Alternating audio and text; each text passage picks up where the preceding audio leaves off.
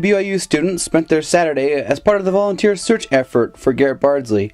Bardsley disappeared on a camping trip March 20th with nothing but a fishing pole and the wet clothes he was wearing. Any clue could help bring answers to the family, then it'll bring some closure to the especially case. for the family. It probably brings, hope to them that someone's trying to do something about it because they don't know where their son is. So when someone disappears, there's millions of questions asked. How is this person not found yet? And were there any clues left behind? These questions are the many unanswered questions out there. This is the case of Garrett Bardsley and how he randomly disappeared walking towards his campsite, which was 300 yards away from where his father was standing. Hey guys, welcome back to my channel. Thank you for coming back to see more of my true crime content. Go ahead and view all of my past videos and go ahead and like, comment, share, subscribe, the usual. But without further ado, let's get right into the video.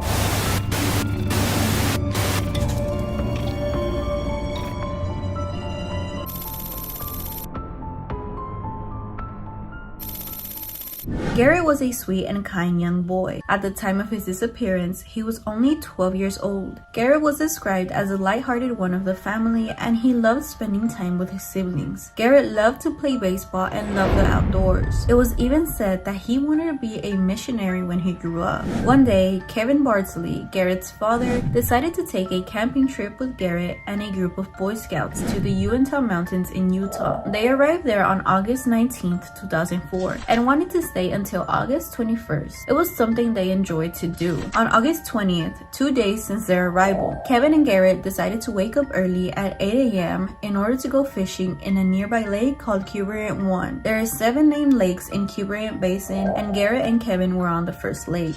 They woke up and got themselves ready. Garrett was wearing red reversible Nike sweatpants, a white t-shirt, and Nike socks with Converse shoes. As the day went on, Garrett got his shoes and socks wet, and he stated that he was not comfortable, so he told his dad that he was going to change from wet socks to dry socks, and he promised his dad he would be back to try to catch a fish later for breakfast. Kevin told him that it was fine and that he can go alone to the camping site and that he was going to keep an eye on him from where he was standing, and he would shout directions while he was watching him walk away. So Garrett agreed and started walking towards their camping site with his fishing pole in hand, all while his father was still shouting directions for him just in case he wouldn't get lost. But after 20 minutes, Kevin started to ask himself why hasn't his son returned when he just went to change his wet socks. Kevin wasn't going to wait anymore for his son to come back, so he decided to pack up and go see what was taking Garrett so long. But when he arrived at the campsite, he noticed immediately that Garrett was nowhere to be found. He asked the other Boy Scouts that were on the campsite, and they will tell Kevin that they were there the whole time and they never saw Garrett appear at any given time. News started to spread like a rapid wildfire, and in little to no time, there were roughly 200 search volunteers looking for Garrett around the area, and even of the Summit County Sheriffs on August 21st. They searched far and low, and the only evidence they found was of Garrett's Nike sock 0.5 miles away from the last place he was last seen. County Sheriff Edmund said,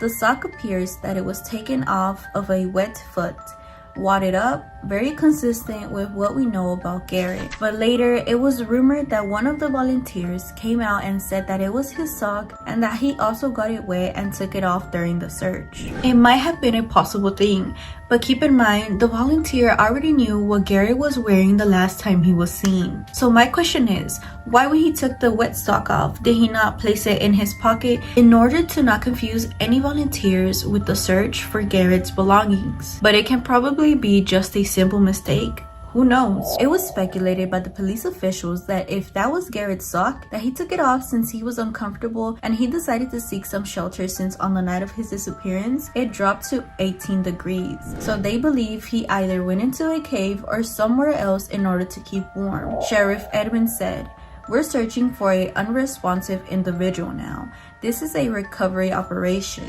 He also stated, "Don't come to the Uintas unless you're prepared to spend several days in the woods." People started to speculate that maybe Garrett was kidnapped, but officials said that there was not enough evidence to say that Garrett was kidnapped. The search lasted roughly 9 days. After the search was called off, family members and volunteers were still searching for Garrett, returning to the site where he was last seen at around 2 to 3 times per week until the month of October of 2005. 2004. After searching for Garrett non-stop, he was never found, and his mysterious disappearance left a lot of people with questions. What happened to Garrett during the small walk towards the campsite? Was he kidnapped by a person that was closely watching his every move? Was his own family involved in his disappearance? There is so many unanswered questions. But let's talk about some theories that are pure speculation at this point. The first one is that he got kidnapped during his walk towards the campsite. This theory is the most plausible one because a lot of people would hike the surrounding trails, and maybe someone saw Garrett alone and a quick opportunity to take him. The second theory is that a mountain lion dragged Garrett and killed him while trying to go back to the campsite. But wouldn't people that were around hear his screams if that was the case? So I think this theory is not likely plausible. The last theory I have read about while doing my research was that his own father murdered him by drowning him during the supposed time they were fishing at 8 a.m. This theory could be plausible, but there's not really any motive or any signs that Kevin would harm his own child from what I've read.